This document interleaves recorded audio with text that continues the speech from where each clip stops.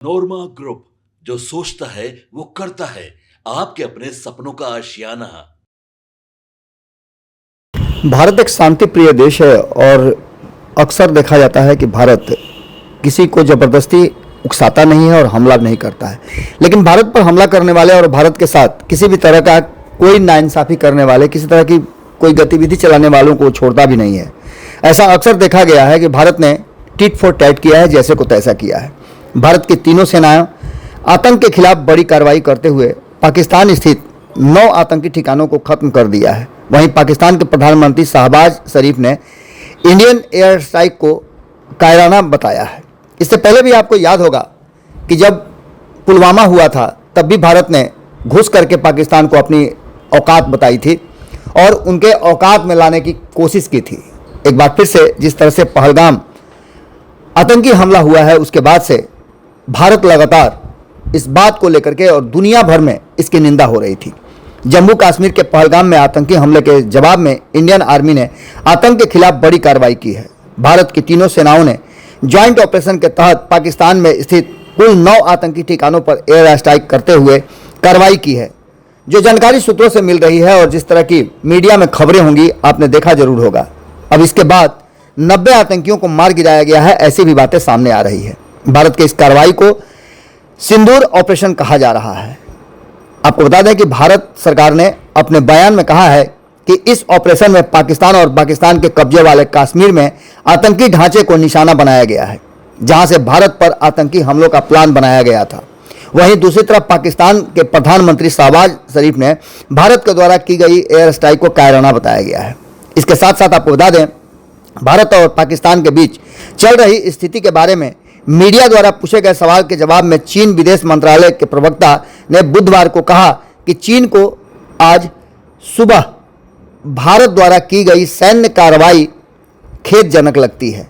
हम मौजूदा स्थिति को लेकर के चिंतित हैं। भारत और पाकिस्तान हमेशा एक दूसरे के पड़ोसी हैं और रहेंगे। वो दोनों चीन के पड़ोसी भी हैं।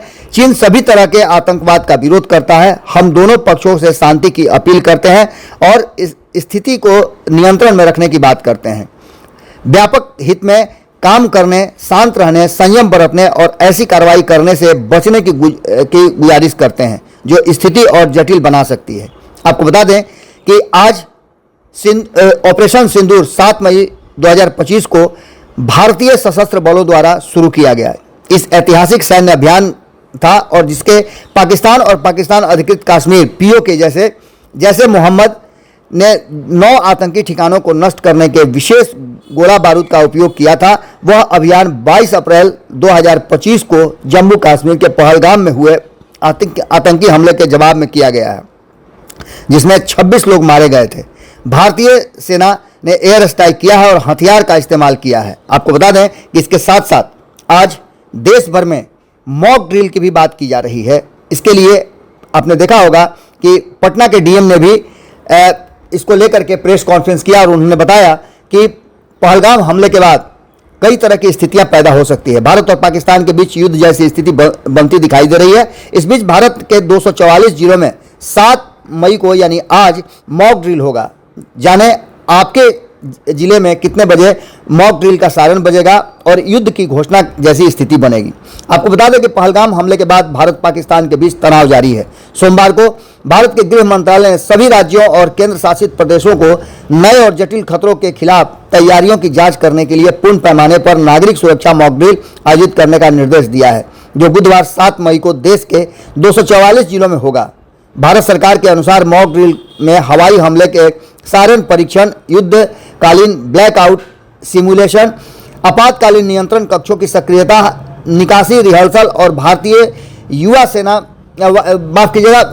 वायुसेना के साथ समन्वय शामिल होगा।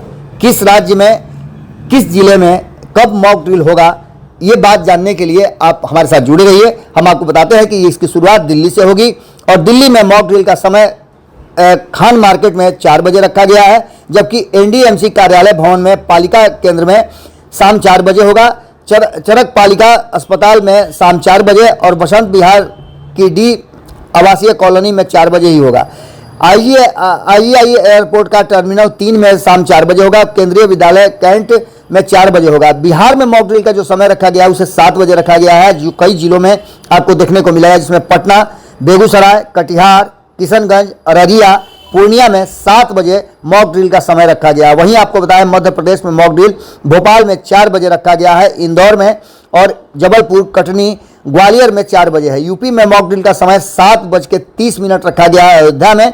इसके बाद मुजफ्फरनगर, बागपत शाम, बुलंदशहर, लखनऊ शाम, वाराणसी, प्रयागराज, बरेली, आगरा, मथुरा, गोरखपुर में 6:30 में 7:30 बजे 6:30 से 7 बजे रखा गया है। वहीं आगरा में 11 बजे रखा गया है, तो बरेली में 8 बजे रखा गया है, प्रयागराज में 7 बजे रखा गया, वाराणसी में 11 बजे रखा गया है, लखनऊ में 7 बजे रखा गया है और बुलंदशहर में 7 बजे, बागपत में 7 बजे, मुजफ्फरनगर में 7 बजे का रखा गया है। वहीं आपको बता दें कि मुरादाबाद में रात 8 बजे रखा गया है, बिजनौर शहर में 11 बजे रखा गया है, जौनपुर में 11 बजे, उन्नाव सुबह 11 बजे और शामली में सुबह 11 बजे रखा गया है। झारखंड में मॉक ड्रिल का समय जो है वो शाम 4 बजे रखा गया है, जिसमें रांची, बोकारो, गोमिया, गोड्डा, साहिबगंज और जमशेदपुर है। उड़ीसा में भी 4 बजे का समय रखा गया है, जिसमें भुवनेश्वर, बालेश्वर, कोरापुट, गोपालपुर, हीराकुद के अलावा आपको केंद्रापाड़ा,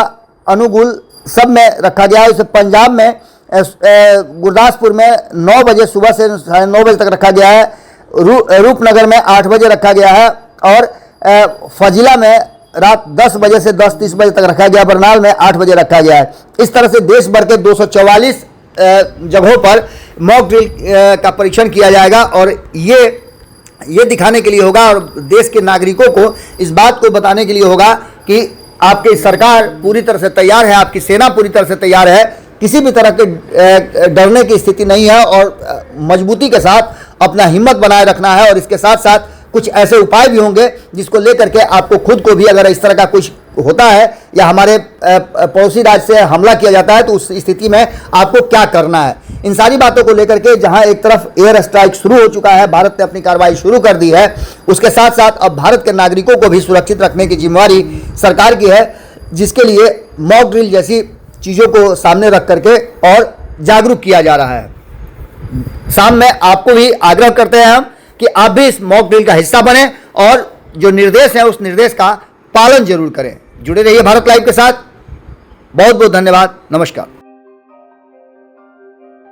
आपके सपनों को हमने सजाया है, ई होम्स पैनोरामा को हमने बनाया है। ई होम्स मेरा एक सपना था जिस पे मैं पिछले 4 साल से काम कर रहा था। हमने जो बनाया है वो सबने है माना। ई होम्स पैनोरामा में हो आपका भी आशियाना। और फाइनली हमने 2021 में इस प्रोजेक्ट को लॉन्च किया। बहुत लोग अप्रिशिएट कर रहे हैं कि पूर्णिया जैसे शहर में, बिहार के, एक तो बिहार की बात करें उसमें भी पूर्णिया जैसे छोटे जगह में इस तरह का लाइफस्टाइल देना, ये सुन के हम लोगों को बहुत अच्छा लगता है। ई होम्स में हमने कुछ और भी किया है, जैसे हम जिस जगह में रह रहे हैं हमारे फैमिली सिक्योर हो, उनको सिक्योरिटी का ध्यान में रखा है। आपकी सुविधा और सुरक्षा आपके लिए खास है, ये आपका विश्वास है। इसमें आर्टिफिशियल इंटेलिजेंस का 7 लेयर सिक्योरिटी का हमने इस्तेमाल किया है। लश ग्रीन कैंपस को बनाया है, यदि हमारा बाउंड्री वाल है तो वो वर्टिकल गार्डन है। ये जितनी भी फैसिलिटी होता है एक इंटरनेशनल टाउनशिप में ई होम्स है, ये हम लोग विश्वास नहीं कर पा रहे हैं। जो भी हमारे मित्र, दोस्त या जो भी हमारे बाहर के बाहर आते हैं तो हम लोगों को बहुत अच्छा सुनने को मिलता है और बहुत अच्छा क्रेडिट मिल रहा है। वो सारा हमने सिर्फ एक बिल्डिंग नहीं बनाया, हमें एक बहुत अच्छा लाइफस्टाइल दिया ई होम्स में, और मेरा एक सपना था जिसको मैं आज फुलफिल होते हुए देख पा रहा हूँ। ये आपका आवास है। ई होम्स पैनोरामा में अब आपका निवास है। E Homes Panorama, luxurious lifestyle redefined. Panorama group, जो सोचता है वो करता है।